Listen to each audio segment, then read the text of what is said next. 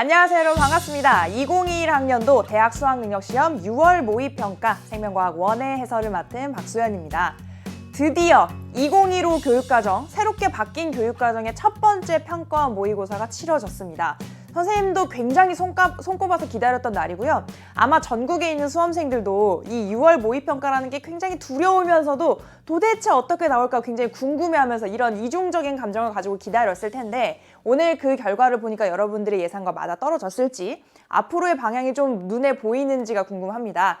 그래서 본격적인 해설에 앞서서 전반적인 총평을 좀 해보도록 할게요. 일단은 우리가 첫 번째로 궁금했던 거는 각 단원별 문항수가 어떻게 출제가 될 것인가, 우리의 관심사 중에 하나였죠. 5개 단원 중에서 1단원에서 한 문항, 딱 생물의 특성에 대해서 나왔고, 2단원에서 2문항, 그리고 3단원의 비중이 굉장히 커졌습니다. 3단원의 일부가 2단원으로 독립돼서 나갔는데도 불구하고 원래 7문항 나왔던 분량에서 떼주고도 8문항이 나왔으니까 굉장히 좀 강조가 됐다고 볼 수가 있겠고요. 그 다음에 유전단원이라고 할 수 있는 4단원에서 6문항, 그리고 5단원에서는 예전에 4단원이었던 5단원에서는 똑같이 3문항이 나왔지만 신유형의 자료들이 좀 많이 나왔습니다. 전반적인 난도를 요약해서 정리를 해드리자면 별로 어렵지는 않았어요. 그래서 4단원의 유전 문항들도 그렇게 막 못 풀 정도의 문항이 나오지 않았고, 그 다음에 특히 3단원의 흥분의 전도에서도 아주 기본 개념을 물어보는 굉장히 순한 맛의 문제가 나왔죠. 그래서 이 기본 베이스를 한번 생각을 해본다면, 이게 코로나19 사태로 인해서 좀 학습 격차가 벌어지는 걸 감안해서 조금 쉽게 내지 않았을까라고 추측을 해보는데, 지금의 문항 난도의 기조가 수능까지 가리라는 보장은 없습니다. 수능에서는 어렵게 나올 수 있고요. 지금은 그냥 방향을 어떤 부분을 공부해야 될지를 조금 일러주고 있다, 이렇게 해석하시면 되겠네요. 자, 그러면 조금 더 구체적으로 볼게요. 1단원에서 딱 한 문제 나왔는데 생물의 특성 나왔죠. 그래서 주로 많이 나오는 주제들이 출제가 됐고요. 물질 대사, 발생과 생장, 적응과 진화에 대해서 물었습니다. 쉽게 해결을 했을 것 같고, 그 다음에 2단원에서는 2문항이 나왔는데 ATP와 ADP의 전환에 대해서 물어봤어요. 그래서 이거는 수능특강 문항이 연계가 됐는데, 지금 연계표가 쭉 나왔지만 거기서 실제로 우리가 체감을 할 수 있는 그런 문항들만 선생님이 여기다가 넣어봤거든요. 그래서 전체적인 연계 부분들은 조금 더 많이 있을 수 있습니다. 그래서 이거 보고 참고를 하시고, 수특 28페이지 7번에서 거의 그림이 똑같이 나왔어요. 그래서 그거랑 같이 한번 풀어보면 좋을 것 같고, 그 다음에 7번에 기관계 문제가 나왔는데 호르몬과 관련된 3단원과 통합된 문제가 나왔다 하는 점이 좀 특이한 점이었습니다. 자, 그 다음에 3단원 굉장히 긴 목록이 있는데, 일단 3번에서 자율신경계, 교감신경과 부교감신경에 대해서 늘 물어왔던 그런 부분들을 물었고요. 그 다음에 4번 흥분의 전도와 전달이 이렇게 쉽게 나올 줄이야, 약간 허탈하기도 했을 거야. 아마 그 부분을 좀 파고들어서 미리 공부를 했을 텐데, 그렇지만 이 다음 구모에서는 그런 부분들이 출제가 될 수 있습니다. 그래서 긴장을 놓지 마시고요. 수특 56페이지 10번과 조금 흡사한 그런 유형이 나왔어요. 그 전달 부분에서 그림 한번 비교해 보시고, 그 다음에 5번에 체온 조절이 나왔죠. 여기서의 특징 중에 하나는 지금 우리 항상성 조절 파트에 체온 조절, 혈당량 조절, 삼투압 조절이 모두 출제됐다는 거. 그래서 항상성 파트가 굉장히 높은 빈도로 보였습니다. 그래서 체온 조절에서는 우리 교과서들에서 내용이 굉장히 많이 빠졌어요. 그래서 열 발산량과 발생량을 조절한다 수준에서만 이제 언급이 되고 있는 교과서들이 있기 때문에 그 부분에 대해서 물었다는 거 확인할 수 있었고요. 그 다음에 질병과 병원체 조금 체크해 둘만 하죠. 이 부분에 대해서 균류랑 원생생물 부분 잘 체크 안 한 친구도 있을 겁니다. 그 부분을 이번에 쏙쏙 물어봐서 틀렸을 수 있을 것 같아요. 그 부분 이따가 해설할 때 좀 더 꼼꼼히 보시고, 그다음에 혈당량 조절에서는 당뇨병과 정상인을 비교했죠. 그래서 이 당뇨병이 정확히 어떤 당뇨병, 1형인지 2형인지까지 묻진 않았지만 어떤 부분에 문제가 생긴 당뇨병 환자인지를 분석해낼 수 있었어야 했고요. 수특 93페이지 9번에 관련되어 있는 문항이 있었습니다. 자, 그 다음에 삼투압 조절인데, 이거는 삼투압과 혈액량 중에 뭐냐를 매치하는 문제였는데 거의 똑같은 문제가 수능특강 92페이지 7번에 있었어요. 근데 뭐가 달랐냐? 거기서는 삼투압과 혈압을 물어봤어요. 그런데 그래프의 형태가 거의 비슷합니다.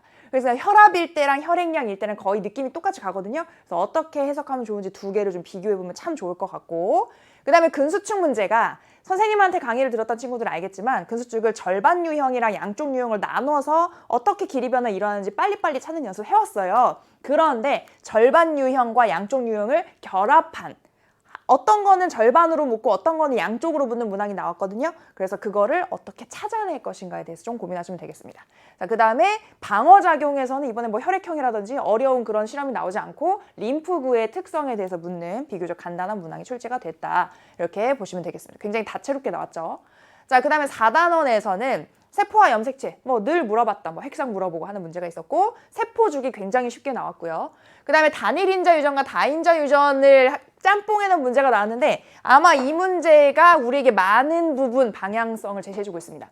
우리가 연관이 빠졌다고 보통 얘기를 했는데, 근데 수능 특강에서는 연관을 다룬 문제들이 나왔단 말이에요. 그래서 도대체 연관이 나오는 거야 안 나오는 거야 선생님도 궁금했고 여러분도 궁금했어요. 근데 연관된 문제가 출제가 되면서 앞으로도 이런 부분이 다뤄질 수 있다는 방향성을 제시를 해줬습니다. 그래서 비슷한 문항이 역시 수능 특강에 있었고, 그 다음에 16번 같은 경우에는 연계에 대한 체감률이 굉장히 높았어요. 왜냐하면 지금까지 이 연계 교재에서도 유전자 돌연변이에 대한 이렇게 어려운 문항이 없었는데, 그런 문항이 수능 특강에 처음 등장을 했고, 그 다음에 이 수능 특강의 유형이 거의 그대로 이번 6월 모의평가에 반영이 됐습니다. 그래서 이건 체크해놓고 꼭 풀어보시고요. 그 다음에 가계도 분석 문제가 나왔는데 요 16번과 17번이 이번 전체 문항 중에서 가장 좀 어려웠다고 볼 수 있겠죠. 그렇지만 절대적인 평가원의 가계도 분석 문제랑 비교했을 때는 비교적 수월한 난도였고, 그 다음에 감수 분열의 문제가 쉬운 수준으로 나왔습니다. 이렇게.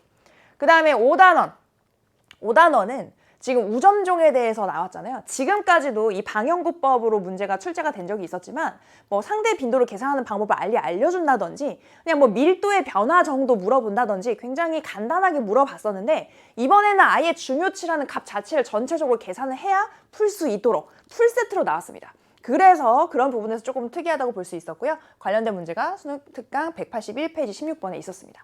그러면 우리가 전체적으로 계산하는 연습도 계속 해야 된다는 얘기가 되겠고요. 그 다음에 개체 공간 상호작용 나왔는데요. 경쟁과 상리 공세와 관련된 어렵지 않은 문항이 출제가 됐고, 20번이 독특했죠.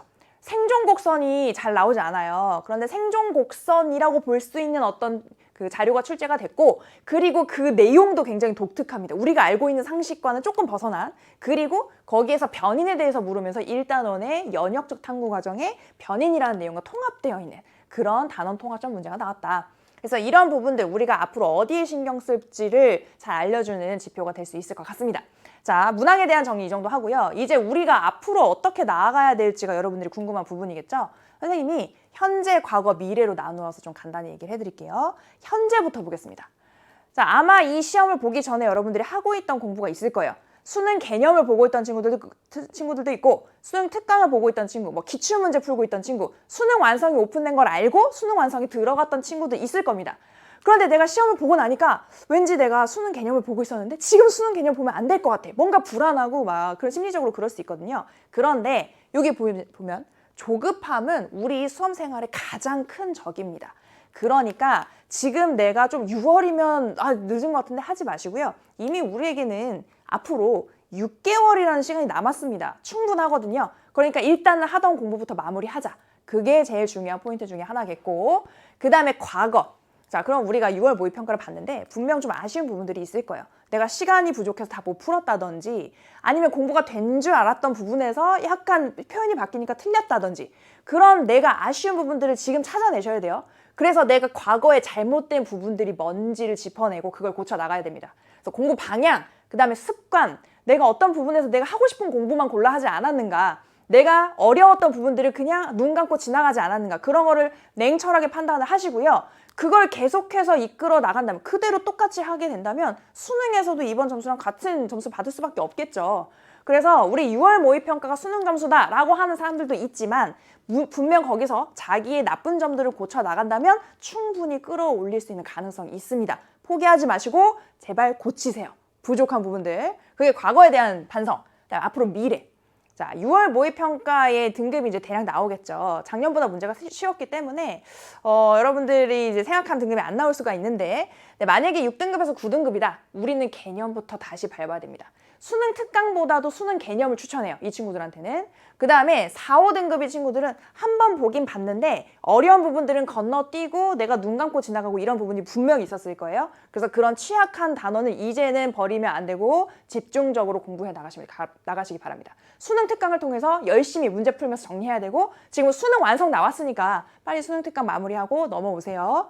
그 다음에 2, 3등급의 친구들은 이제 개념은 잘 알고 있어. 근데 문제 풀 때 시간이 좀 부족하다든지 이런 부분, 스킬적인 부분들이 부족하니까요. 그런 부분들은 뭐 우리 7대 함정이나 아니면 수능 완성이나 이런 좀 실전형 그런 문제들을 풀어보면서 극복해 나가면 될 것 같고 1등급의 친구들은 고난도 문항 많이 풀어봐야겠죠? 그죠? 고난도 신유형 이런 교재라든지 아니면 파이널 수능 테스트라든지 그런 문제를 풀면서 시간 단축 연습을 꾸준히 하셔야 됩니다. 요렇게. 자, 이렇게 해서 6월 모의평가를 이제부터 이제 본격적으로 해설을 할 텐데 앞으로의 방향성 잘 정하셔서 여러분들의 남은 6개월 헛되지 않게 잘 꾸려나가시기 바랍니다. 선생님은 1번 해설로 만나도록 하겠습니다.